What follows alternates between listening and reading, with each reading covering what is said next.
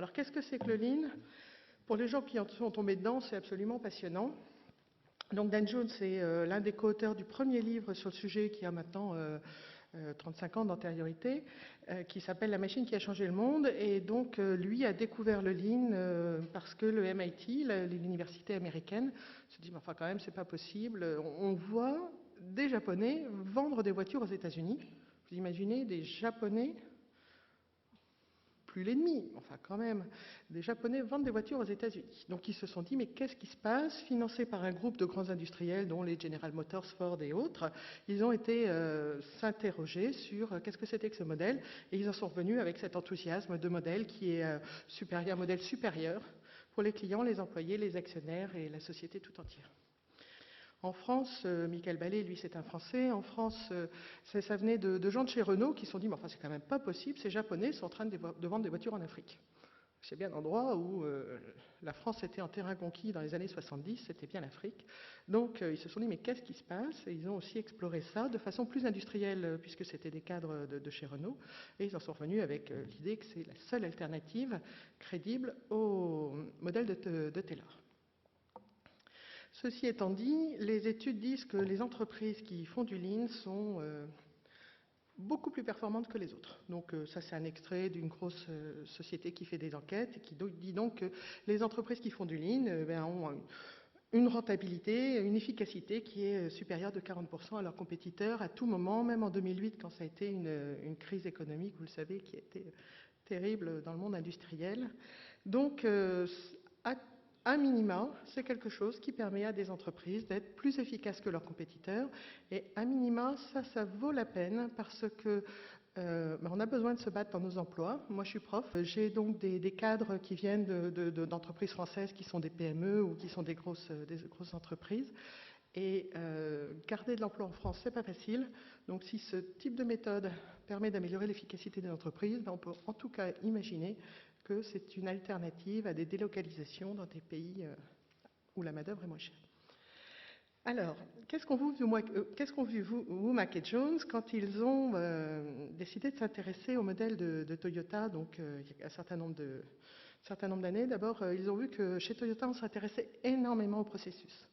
Mais on ne s'intéressait pas au processus dans son design, on s'intéressait à son processus dans son exécution, ce qui est quand même quelque chose de très différent. Dessiner un joli processus, c'est un travail d'ingénieur et on est un certain nombre de gens à savoir faire ça. Par contre, être capable de bien exécuter le processus, c'est différent. Et donc, la synthèse qu'ils en font, c'est que ce sont des façons de manager qui permettent à des gens normaux d'avoir des résultats excellents avec des processus excellents. Processus. Donc d'abord, qu'est-ce que c'est qu'un processus Lean? Alors leur synthèse, c'est qu'un processus Lean, c'est un processus qui en permanence cherche à créer de la valeur pour le client. Donc dès que l'on parle de Lean, on parle de client et on parle de valeur pour le client. Moi, je peux vous assurer que j'en ai audité, exploré des processus de vente à distance, des processus bancaires, pour donner de l'information sur des sites internet ou des sites par téléphone, pour faire des ouvertures de comptes, pour faire des crédits à l'international, etc. Le client disparaît à l'intérieur du processus. À un moment, il ne reste plus qu'un dossier sur lequel il y a des étapes à faire et que l'on doit transmettre à quelqu'un.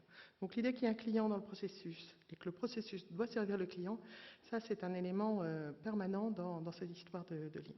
Et chez Toyota, ce que l'on veut faire, ce sont des produits, des voitures que les clients achètent. C'est comme ça qu'ils parlent d'eux-mêmes. Ils veulent juste construire des voitures que les clients achètent. Donc la notion de valeur est au centre de tout. La deuxième chose, c'est qu'une fois qu'on a identifié la valeur attendue par le client, on va construire un processus qui, dans chaque étape, va créer de la valeur. Le fait d'avoir en permanence des contrôles, par exemple, n'est pas créateur de valeur. En avoir un peu, c'est une chose. En avoir trop, ça devient ridicule. Je vais prendre l'exemple du crédit immobilier, qui est un processus long. Entre le moment où l'on veut emprunter 100 000 euros et le moment où les 100 000 euros sont donnés au vendeur du bien immobilier, il y a à minima 3 mois. Parfois, c'est plus que ça. Je peux vous assurer que la dernière des personnes qui, dans la banque, va toucher le dossier du crédit immobilier, va vérifier qu'il y a la copie de la carte d'identité de l'acheteur à l'intérieur du dossier. Donc ça, typiquement, ce n'est pas créateur de valeur. Donc on essaye de construire un processus qui crée de la valeur à chaque étape. La deuxième chose, c'est qu'on est sur un processus en flux. Donc l'idée du flux, c'est qu'on passe de l'étape 1 à l'étape 2 sans attente, et de l'étape 2 à l'étape 3 sans attente, et de la 3 à la 4. Moi, la semaine dernière, j'ai travaillé sur le bilan d'une expérimentation qui a été montée dans une direction informatique pour faire un truc très basique, hein, vraiment produit de base de l'informatique. Vous prenez des données dans un système, vous les mettez dans un autre. Vous prenez des données dans un système de absence-présence, hein, relevation des absences-présence pour les salariés, et vous les mettez dans un système de paye. Donc il faut ouvrir un tuyau qui s'appelle un flux CFT entre les deux systèmes. Mais ça, il y en a dans toutes les informatiques énormément. Donc quand on veut ouvrir un flux entre deux systèmes, ça prenait 23 jours dans cette banque. Quand on regardait le temps de travail, ça prenait 35 minutes. Ça n'est pas un processus qui est en flux, puisque on ne peut pas dire qu'il n'y ait pas d'attente à l'intérieur des 23 jours. Donc cette notion de flux et de flux continu est importante. Réfléchissez à ce que vous faites.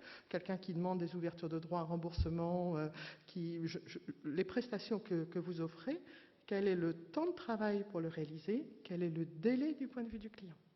Ça vous permet de savoir si vous êtes en flux ou non. Ensuite, c'est tiré par le client, c'est-à-dire que c'est... Alors ça vient vraiment du monde industriel. Encore une fois, un crédit immobilier, la banque ne produit pas des crédits immobiliers sans avoir un client derrière. Par contre, on peut parfaitement produire des yaourts sans les avoir vendus. Donc l'idée du Lean, c'est que l'on va produire ce que les clients demandent au rythme où ils le demandent. Et puis enfin, on va chercher la perfection, la qualité totale du premier coup à chaque étape.